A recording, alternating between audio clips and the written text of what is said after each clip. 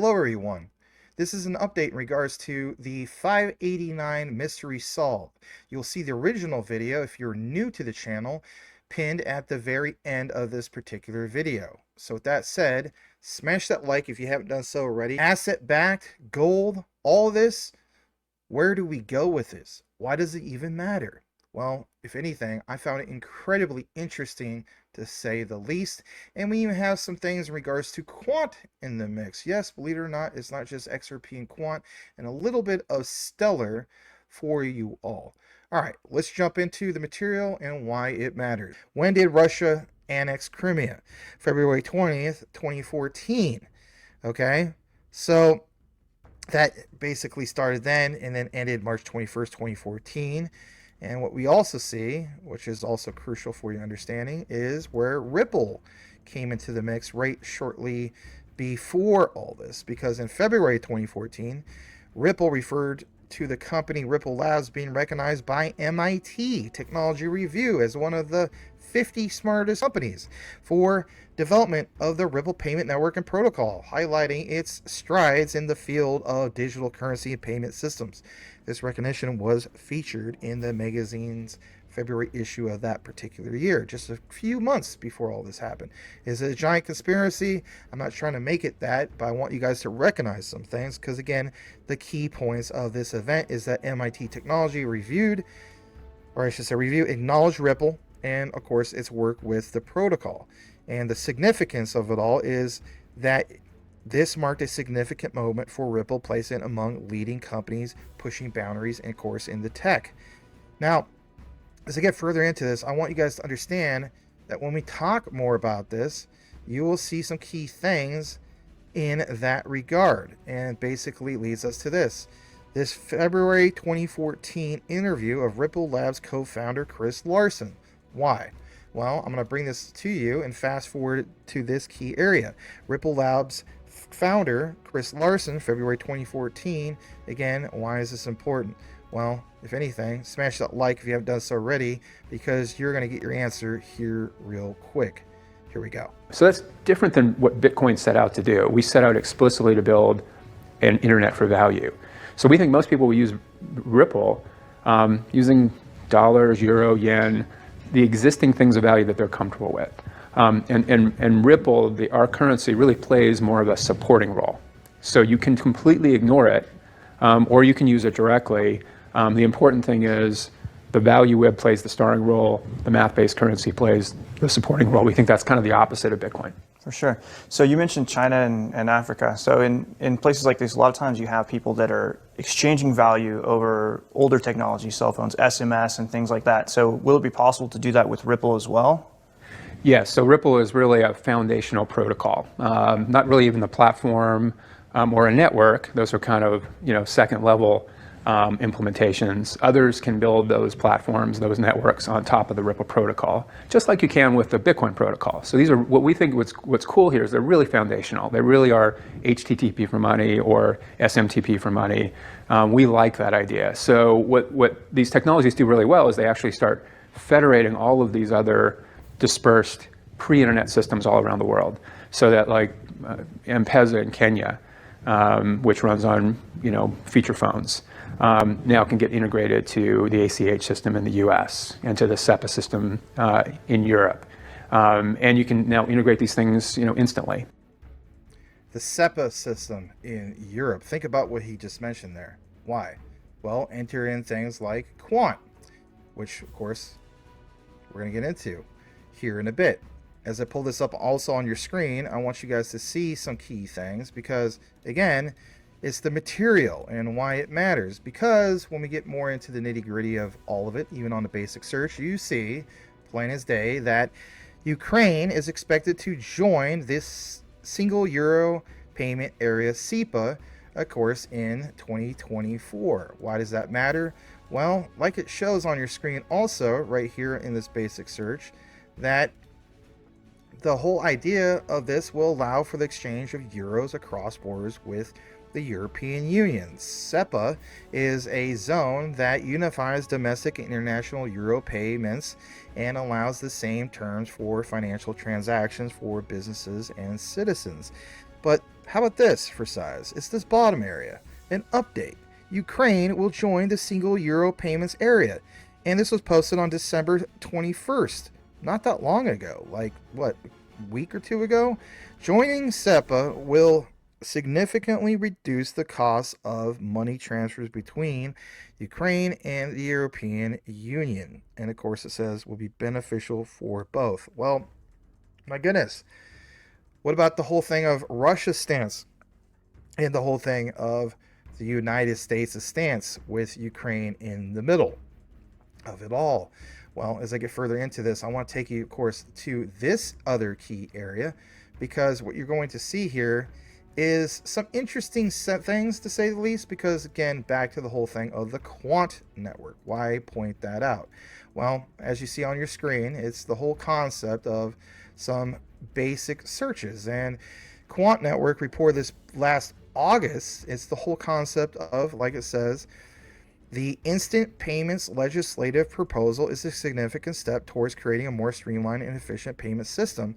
But at the end of the day, while we can reference what instant payments are, understand that this was introduced for the first time in 2017. SEPA instant payments were created to allow the transfer of money between accounts in Europe, for example, euro 100,000 or less, and basically it was to be executed in less than 10 seconds on a 24/7 365 based system. This marked a further step in European payment integration and was intended to bring a paradigm shift to the region's payment habits. Instant payments were expected to become the norm. But here's the problem. In 2024, everybody, despite the relatively good coverage, with 71% of payment service providers in the euro area offering instant payments, the share of instant payment transaction in all SEPA payments had only reached 17%. That, of course, led to regulatory intervention to facilitate further adoption of instant payments. And, of course, like it also mentions, under new regulation, payment service providers will be expected to implement instant payment in a short time frame or adjust the implementation of existing instant payment infrastructures. All payment service providers offering SEPA payments will be mandated to offer SEPA instant payments, and basically charges applied by payment service providers in respect to instant credit transactions in euro. I know I'm reading a lot verbatim, but there's nothing here to really skip. So, instant transactions in euro, look what it says, cannot be higher than the charges applied. And also mentions that all payment service providers, like I mentioned in other outlines, in the Eurozone will be required to enable their clients to receive SEPA instant payments here shortly, everybody, literally a matter of a few days from now, on January 9th of this year, by the way. And then, of course, to send SEPA instant payments by October 9th of 2025. And as we know, in November 2025 is the ISO 222 mandate. So we have operational overhaul. And on top of that, what is next for banks? Well, it says here, the European Union's move to accelerate the adoption of instant payments in Europe puts pressure on banks that haven't yet implemented instant payment systems to assess their readiness. And it goes on to this next part about banks will also need to brace themselves for reality where issues must be resolved, not in a day, but in minutes, and service availability that stretches to 24/7. So it's all there. That's a big deadline, to say the least. As I take you more into this whole concept of 589, there's something else I want you guys to see. And this, of course, will be coming up on your screen shortly. Why is it important? It's because it's what you see from the United States Department of the Treasury. In this citation, it gets into the weeds of what matters and why I'm sharing it with you. It's the Office of Foreign Assets Control. It's part of the Treasury's Office of Terrorism and Financial Intelligence. I know, it sounds doom and gloom, but hear me out. Russian harmful foreign activity sanctions. As you see here, it mentions here some key things about blocking property in respect to specified harmful foreign activities of the government of the Russian Federation. Yikes. But what you see here in regards to 589, call it a coincidence. Again, I'm not trying to create conspiracy. You may think so. Again, I'm just presenting material and even tying an XRP to the mix because you're going to want to stick around how we do that. But OFAC has a robust targeting authorities pursuant to the Ukraine-Russia related sanctions regulations. And like you see, 31 CFR Part 589, which would basically implement multiple authorities that could provide for the blocking of persons who engage in the provision of ammunition or other military goods to the Russian Federation, including persons determined to operate or have operated in the arms or related materials sector of the Russian Federation economy, or those who have materially assisted, sponsored, or provided financial material or technological support or goods even, or services to support of persons blocked pursuant to the URSR. All right, that sounds nuts, right? But the whole thing is understanding the sanctions in regards to this particular thing I brought up on your screen in regards to 589. Now, is that all I have? No, it really isn't, because when we get further into this, I want you guys to understand this whole concept of OFAC. So again, Office of Foreign Assets Control, and you see how they are part of that Department of the Treasury, and they administer and enforce economic and trade sanctions based on, foreign policy or U.S. policy, basically speaking. As I take you more into this, I want you guys to see their Wikipedia, and they were basically around since 1950, but it's the whole concept of, like it says, to carry out activities against foreign governments. Now think about that. SWIFT in itself is a problem, of course, for the Russian government, right? And as a direct reaction based off all of this, it's like those sanctions, where does Russia, or where they go? A lot of people said that they'll make their own version of SWIFT, or, come out with something maybe better with the BRICS nations, but whatever the case be, the point is understanding how it all comes together, because when you see things like this, what do you see in regards to the blocking of property? Again, 2014, 2 months after some of the key things from Ripple back in the previous month of 2014. And as I get more into it, you see here constant references, on this little chart about how OFAC was administering the following sanction programs. But again, key highlight is all the times you see this whole thing of Ukraine, because it falls under the category of sanction programs. Well, as I take you more into this, I want you guys to understand that when we get more into the nitty gritty of this, one other thing you'll see here is the whole thing of this, and that is this company called Beyond Trust. Why pull that up? Well, Beyond Trust is part of Identity and Access Security. And as we get further into this, it's interesting to see where their stance is, because it's an American company that develops, markets, and supports a family of privileged identity management, privileged remote access, vulnerability management products for Unix, Linux, Windows, Mac operating system, and so on. But what's also interesting is where we go from here in regards to, again, the bigger picture. Because from what I've discovered in the mix of doing these searches, is where we have this whole concept of Ukraine, for example. Because when we jump back to this, there's a security incident, everybody, that happened recently. In December 2024, literally just a few days ago, Chinese state-sponsored hackers breached OFAC systems through cybersecurity vendor Beyond Trust that gained them access to unclassified administrative records containing potential sanctions, deliberation, information, and future targets. This incident, described by Treasury officials as major, also affected the Office of the Treasury Secretary and, of course, Office of Financial Research, aka OFR.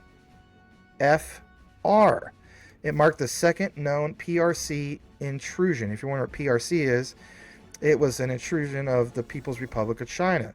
But it was, of course, into the whole thing of OFAC. And of course, there was a breach that followed back into the early 2000s to compromise General Counsel office emails. Now, as I get further into this, I want, again, to pull up the whole thing of Beyond Trust, because, again, what you'll see here is, American company and develops all this stuff. So where do we go from here? And again, why does this matter in regards to this particular incident? Well, again, look what you see. Reported that on December 30th, again, day before New Year's Eve, Beyond Trust was implicated in a hacking incident against the U.S. Treasury Department by state-sponsored Chinese hackers. And according to the report, the hackers stole an API key for remote support software as a service application from Beyond Trust and used it to compromise U.S. Treasury workstations, viewing unclassified documents in what was described as a major incident. Say what you want, that's a big deal. Now, I know some of you guys want the 15-minute version of this, but there's too much to get into to, just to dismiss it all, to say the least. Because, again, when I get further into this, I want you guys to see the implications in regards to Beyond Trust.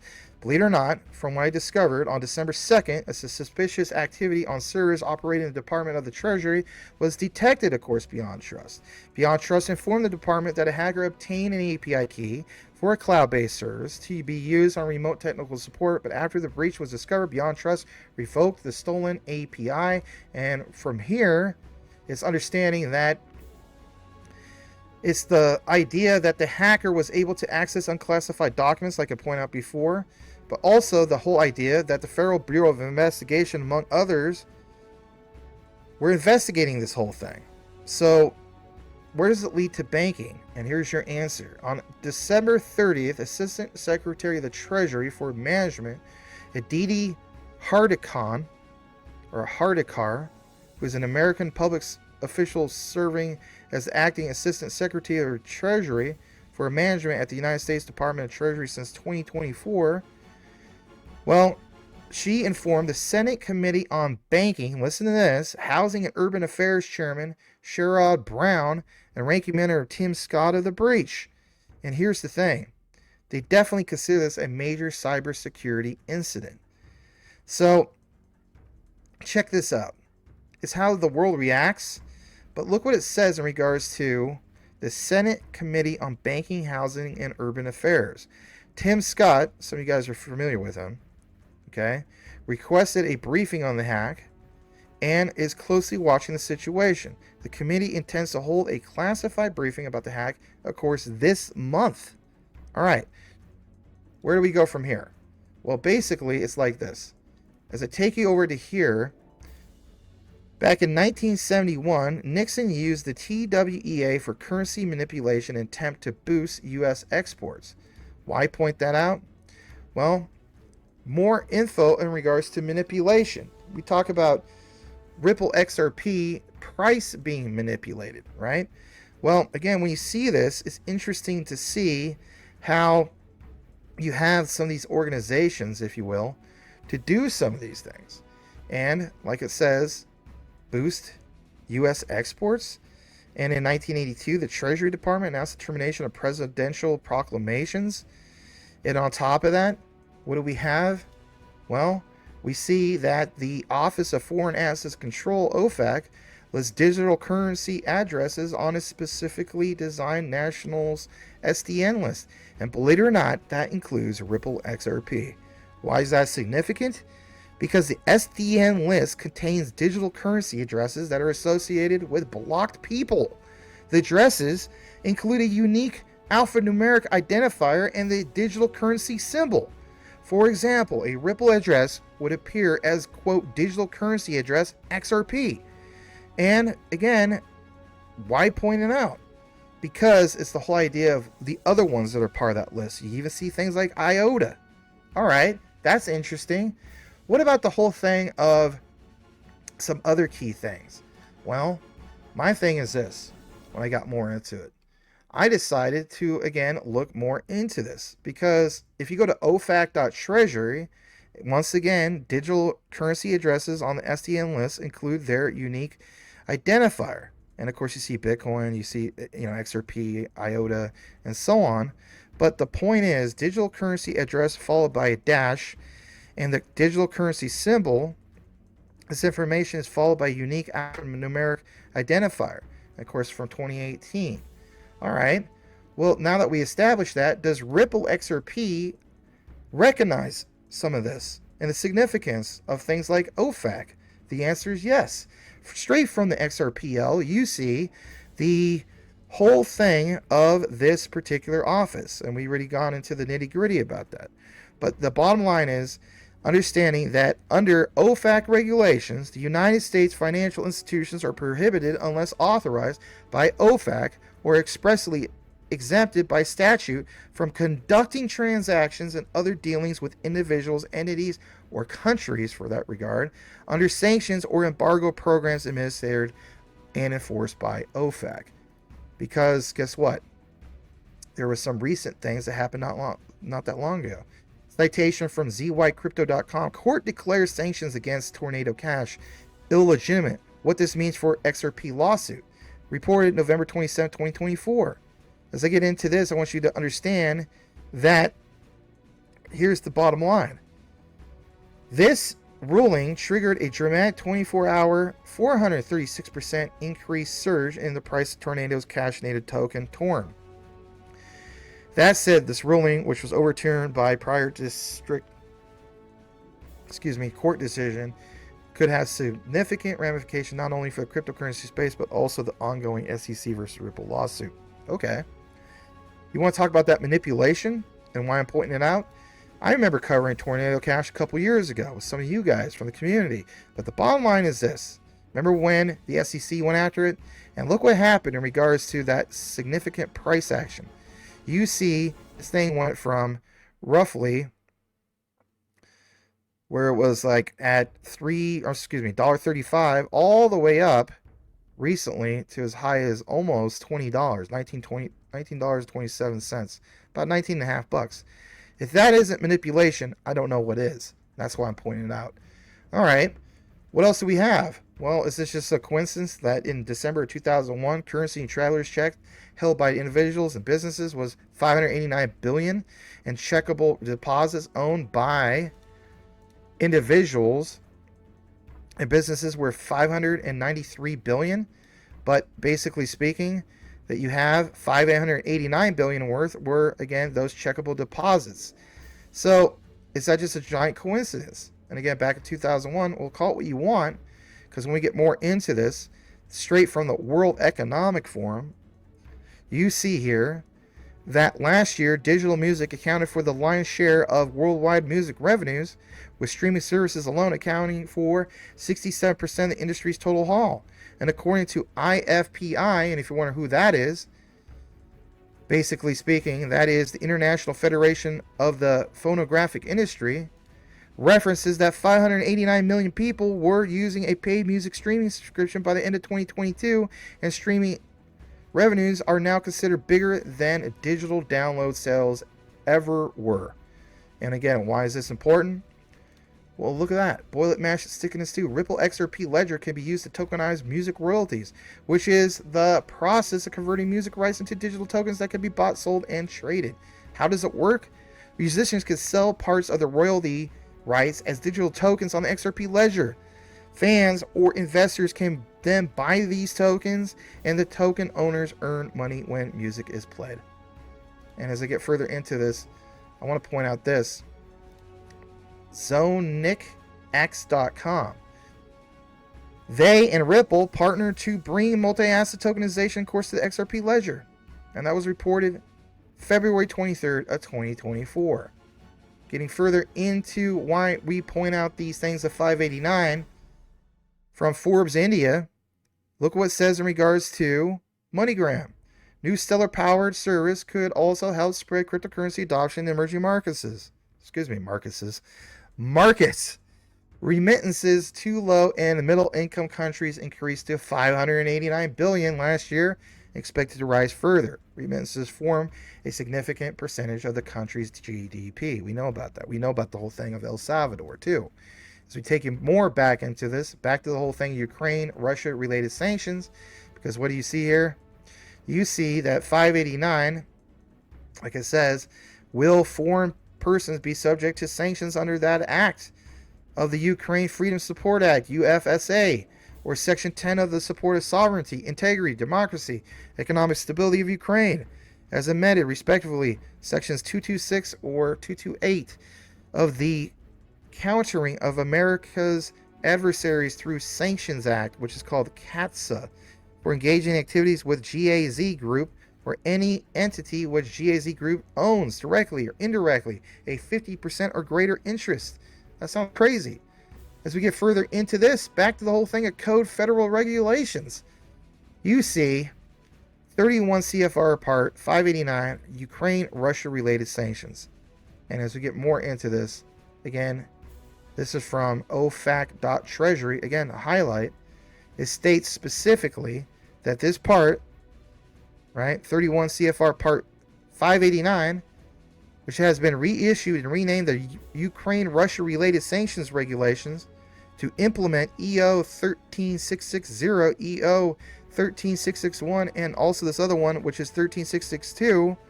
That happened back in May of course, 2014. But the bottom line is September 12th of 2014, pursuant to authorities delegated from the Secretary of the Treasury, the Director of OFAC issued Directive 4 under EO 13662. Directive 4, as originally issued, prohibited, among other things, the provision, exportation, or re-exportation directly or indirectly of goods, services, except for financial services. Weird. Aha. Maybe it's just a giant coincidence. Maybe it's a nothing burger. But whatever the case be, it also mentions right next to it, technology by the United States persons or within the United States in support of exploration or production of deep water, Arctic, offshore, or shale projects that have the potential to produce oil in the Russian Federation or maritime area claimed by the Russian Federation and extending from its territory, and that involves any person determined to be subject to Directive 4, its property or its interest. So that's also very interesting. All right, check this out. This gets really good. If you were to type in IBAN 589, this code comes up from WISE. It's the whole thing of a SWIFT code for the National Bank of Egypt. And why is this important? Because as I get more into it, there's other codes that come up. For example, this one, Axis INBB 589, Axis Bank BIC Swift code. I'm telling you flat out, if you stay this long, it's worth your while. Okay, so Axis Bank Limited, Kirpal Plaza, New Delhi, India. Here's the Swift code. You see that 589 at the end. Why does it matter? Well, is there any connection to Ripple XRP? The answer is yes. Axis Bank Limited is one of the Indian banks that uses Ripple's products, including XRP cryptocurrency. Banks can use Ripple to optimize their currency transfers or as a bridge currency for cross-border payments. And that's their code with the whole thing of 589. That seems like a giant coincidence, Max. Could very well be, but check this out. Ripple from Finaxtra.com to open new payment corridors between the United Arab Emirates and Singapore. Standard Chartered, Axis Bank, Axis Bank, and Rack Bank have begun to use RippleNet to send live cross-border payments on behalf of corporate clients and migrant workers. Now, this sounds crazy, because when you get more into this, we see from Congress.bill from the 118th Congress about the House Resolution 589, MAHSA Act. Look what it says. I know it sounds nuts. Sounds absolutely nuts. Bill requires the president to impose property and visa blocking sanctions on certain foreign persons, individuals, and entities affiliated with Iran. Well, is this just a giant coincidence in regards to the number? Could very well be. But it's something about when you get more into this, constant references about sanctions and 589. As we get more into this, look what you have from the federalregister.gov. It's this document in regards to the whole topic of Ukraine-related sanctions regulations. The Department of Treasury's Office of Foreign Asset Control, OFAC, issuing regulations to implement Executive Order 13660 of March 6, 2014, blocking property of additional persons contributing to the situation in Ukraine. So there's a House resolution that's very similar in regards to blocking people from Iran. And again, 589, called a coincidence, but I thought that was more than unusual. Let's take you further into this. Look at this. Let's talk about Australia. BSB number 032-589, Westpac Bank. Why is that important? Because when we get more into this, check out what this says. 3 major banks join Ripple to create a SWIFT alternative. I've shared this in another video. December 23rd, 2024. Why is this important? Because what you see right here, global money movement. Banks including Bank of America, Merrill Lynch, Santander, UniCredit, Standard Chartered, Westpac Banking Corporation, and Royal Bank of Canada recently joined with Ripple to create a possible alternative to SWIFT. Interesting how that works. And as we get further into it, back to the whole thing I talked about in regards to this code, and that basically is National Bank of Egypt. Again, why point some of this stuff out? Because it's this code, NBE GEGCX589, National Bank of Egypt BIC SWIFT code details. You see this code, and as I would take you more into this, I want you to see again some of these key things. Because, again, why? Well, Cairo, Egypt. Well, as we get further into this, remitly, think about the terminology, remittances, references the SWIFT code, and people way back in the day referenced the whole thing of SWIFT and XRP and 589. So this SWIFT code, again, National Bank of Egypt, gives you the location, and it says a SWIFT code is an 8 to 11 digit identifier made up of letters and numbers that indicates a bank, country, and location, and it identifies a specific branch. Well, speaking of which, if I take it over to paymentlabs.io/SWIFT, you see this reference. Okay, it even shows the postal code. And as I take you further into this, remember how we just talked about royalties? Look at that. Call it a coincidence, call it whatever you want, but from paymentlabs.io, royalty payments? Interesting. Because as I pull this up further, it's the simplification of royalty payments. Most effective way to handle everything from artists, onboarding, royalty disbursements to preparing end of year tax documents, all on one platform. And again, as I take you more into this, what about payrails.com? Payments made powerful. Okay. What else do we have? Well, there's a lot that's here. As you scroll down, you see the countries. And then what do you also see? Integrated APMs, and you see SEPA.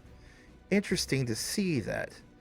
And also interesting to see MasterCard, Visa, American Express on the right.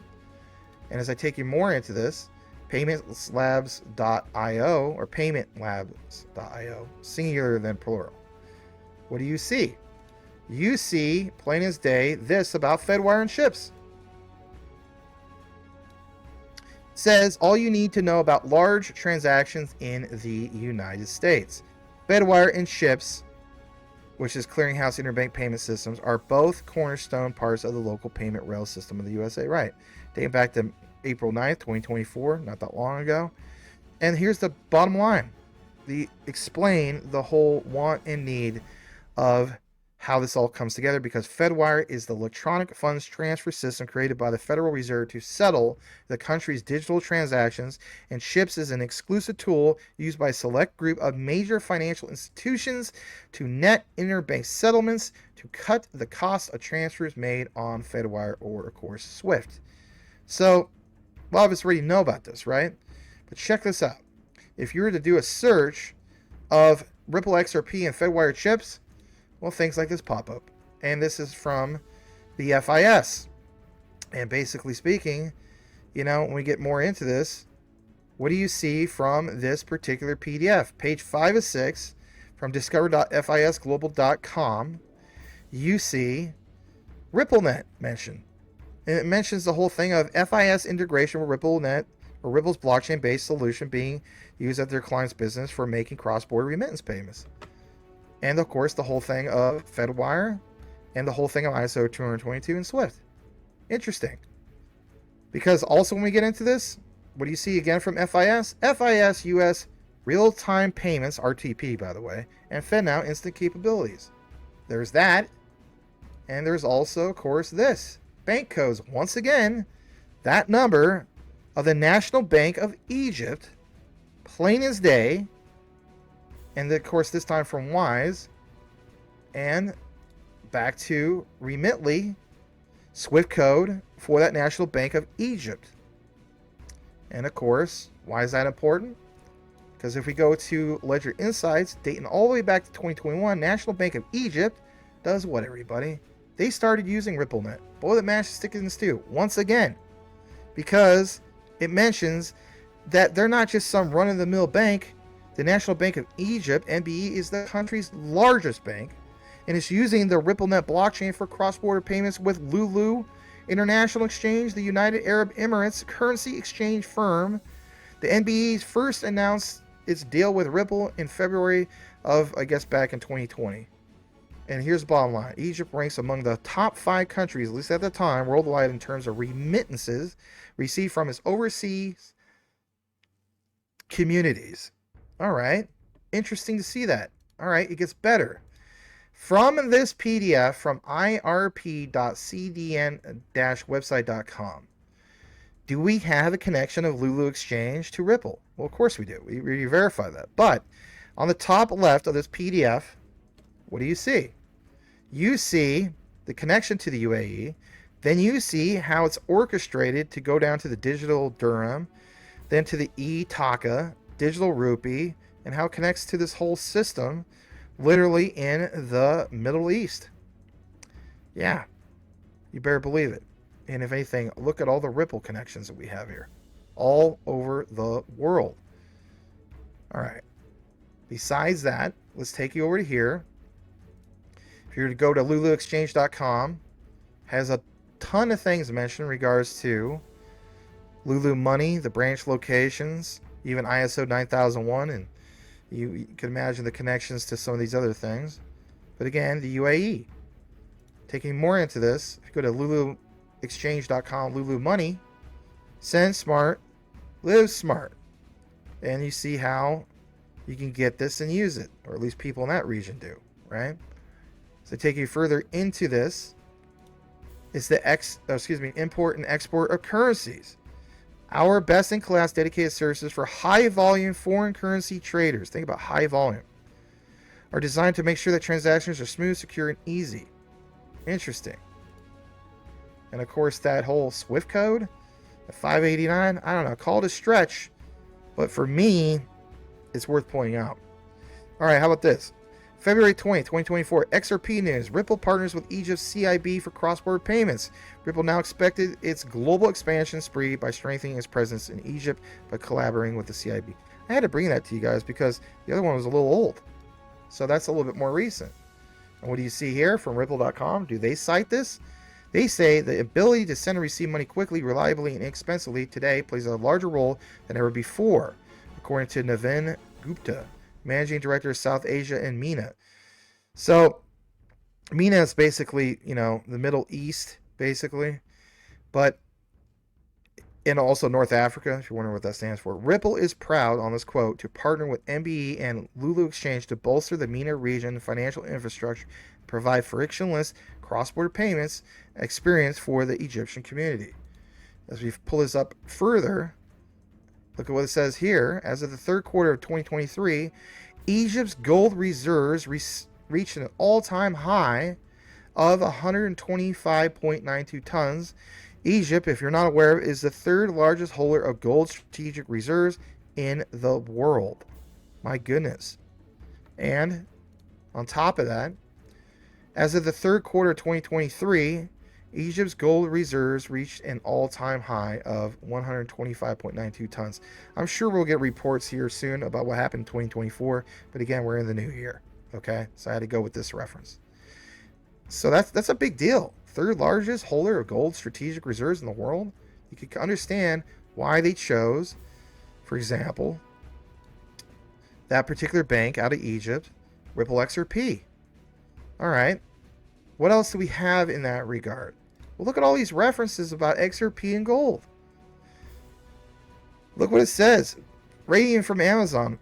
Ballot Real XRP. Gold Edition. XRP Ledger, ready to adopt tokenized gold and even silver. That was all the way back in June of last year. How about something more recent? XRP Ledger embraces precious metal-backed stablecoins. And as we get further into this, look what we have here also. This comes from the Cryptonomist. Crypto News, a gold-backed stablecoin is coming on Ripple's XRP Ledger. That was literally last June. How about this? Here's another one for you. XRP Ledger Gold and Silver hits the blockchain October 2nd. XRP Ledger onboards Meld Gold's new stablecoins backed by gold and silver. I mean, guys, everything adds up on this. You don't feel like it adds up on the 589, but I think that it was definitely worth pointing out. And what else you see? Washer Guru talks about some of this. Ripple announces tokenized gold coming to XRP Ledger 2024. That already happened. Again, multiple sources basically sharing this with you. That's the bottom line. Remember how we talked about Fedwire? There's 6 in Fedwire. And as we get more into this, look what it says here. Federal Reserve Financial Services, FRFS, will introduce last resort contingency-only search for Fedwire Fund Service participants. This valuable supplement to existing business continuity plans will allow you to send a limited number of messages during an issue with your internal payment applications and or your Fedline Direct or Fedline Advantage connections. Then it gives you the deadline, ISO 222 single day implementation occurring on March 10th. So it's interesting to see, again, how this all comes together. FRBservices.org talks about the advantage of the educational opportunities for the preparation of ISO 222. And it goes on to mention this again. They give you all these references, right? And as you also see here, it's understanding how we have this all come together. Because what we see, unlisted videos about customer credit transfers, again, the customers, and again, the ones that are being sanctioned or blocked. Interesting to see this. And another deep dive, I'll give you some of the key highlights of this key video, but this video is already pretty long as it is. So for me, basically, it's like this. The bottom line is understanding where we go from it all. And for me, basically speaking, I want you guys to understand that where we go from here is recognizing that there apparently is a real thing when it comes to XRP and gold and some of these other assets like Stellar with silver. We saw with the research, derivatives with Coinbase, Stellar, XLM, silver-based derivatives. And of course, we saw the ones when it comes to XTC and copper. Like I mentioned before, QNT is what, right? But for me, I'm glad to bring this to you guys again, an update. Let me know what you think in regards to the whole concept of 589. For me, I've seen a lot of other people talk about it, and let's face it, nothing against them, but you know, it's kind of like a little bit of fluff.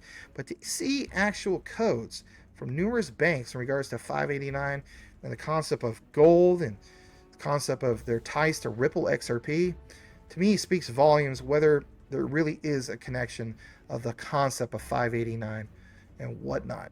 Is it $589 per XRP? I don't have that answers. Is it $5.89 XRP? Again, I don't have those answers.